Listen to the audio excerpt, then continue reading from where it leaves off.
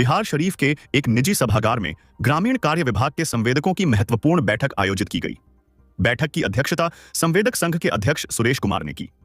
इस बैठक में नालंदा जिले के बड़ी संख्या में संवेदकों ने भाग लिया और दौरान 4 प्रमुख मुद्दों को लेकर संवेदकों ने अपनी चिंता व्यक्त की।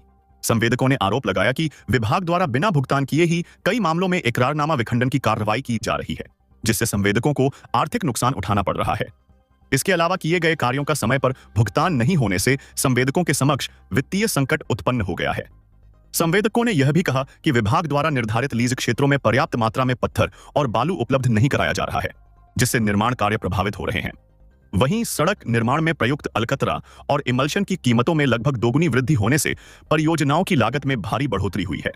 बैठक में जिले भर से पहुंचे संवेदकों ने अपनी समस्याओं को विस्तार से रखा और जल्द भुगतान नहीं होने पर बड़े आंदोलन की चेतावनी दी। संवेदकों ने कहा कि निर्माण कार्य पूरा करने के बावजूद महीनों से भुगतान लंबित है, जिससे मजदूरों और सप्लायरों का पैसा चुकाना मुश्किल हो गया है। वहीं इस मौके पर दिलीप कुमार संवेदक, प्रेम कुमार रजनी सिंह अस्थमा नगर पंचायत के अध्यक्ष, प्रतिनिधि विजय मुखिया के अलावे कई संवेदक मौजूद रहे। देखिए, आज जो बैठक है उसमें 3-4 अहम मुद्दा है। पहला तो है कि सरकार हम लोग को किया हुआ कार्य का भुगतान नहीं कर रही है। दूसरा है कि सभी संवेदक को, ग्रामीण कार्य विभाग के संवेदक को इकरारनामा विखंडित किया जा रहा है। वो कह रहे हैं कि समय पर कार्य पूर्ण नहीं हुआ, तो आप पैसा दीजिएगा नहीं तो समय पर कहाँ से काम पूरा होगा। दूसरा मुद्दा है, हम लोग का अलकतरा और इमल्शन का रेट बढ़ गया। हम लोग का रेट दिए हुए 56 रुपये किलो, अभी 100 रुपये किलो हो गया अलकतरा का रेट। उस पर भी कोई लोग बोलने के लिए तैयार नहीं है।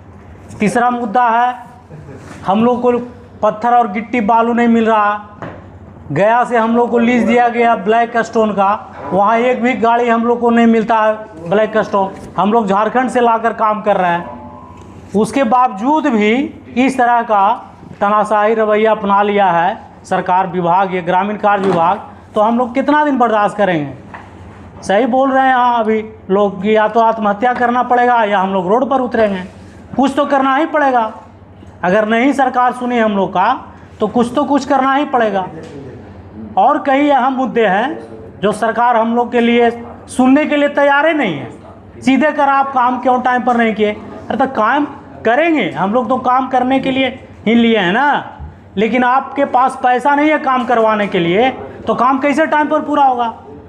आप अपनी खामियों को उजागर छिपाने के लिए आप ठेकेदार को आप ब्लैक लिस्टेड कर रहे हैं, रिसाइन कर रहे हैं, आप विखंडन कर रहे हैं। ये गलत नीति है और इसके विरोध हम लोग लड़ाई लड़ेंगे।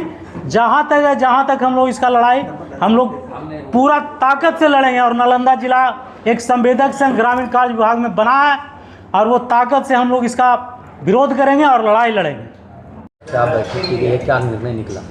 सरकार की गलत नीति और हमारे एग्जीक्यूटिव इंजीनियर का तानाशाही रवैया को देखते हुए आज हम लोग सारे संवेदक संघ के बीच में एक डर हो गया है कि एक एक करके वो सबको विखंडित, उनके इकरारनामा को विखंडित करते जा रहे हैं। समय होता है 1 दिन या 2 दिन पूरा होने के पहले वो कर, जबकि उन सारे संवेदक का बिहार सरकार में यहाँ से MB बुक करा के 3-3 महीना 6-6 महीना से अभी तक कोई आवंटन नहीं आया है। 1 साल का ही मात्र इसमें समय दिया गया है हम लोग को इकरारनामा में, और 6 महीना से यदि पेमेंट नहीं होगा तो ठेकेदार अपने घर से कहाँ से कर पाएगा काम।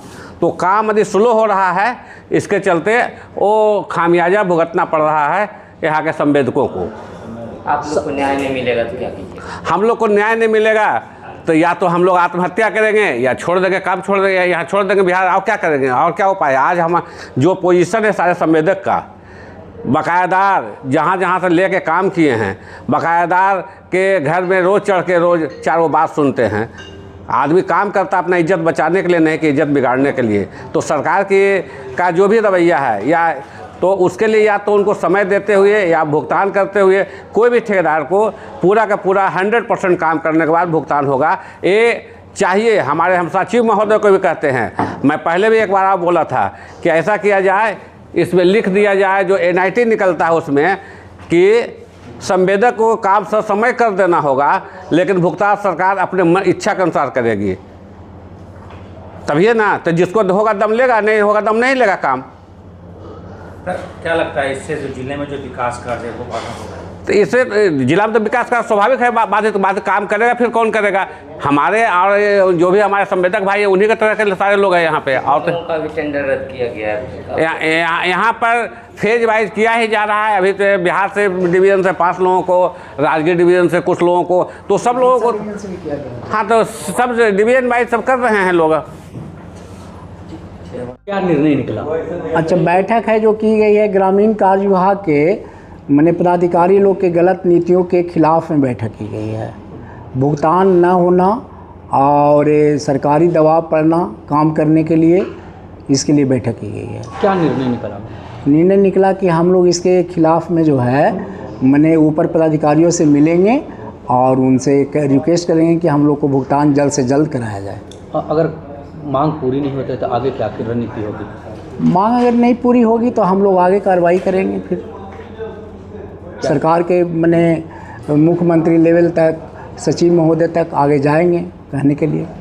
क्या परिचय हुआ? मेरा नाम सुरेश कुमार है।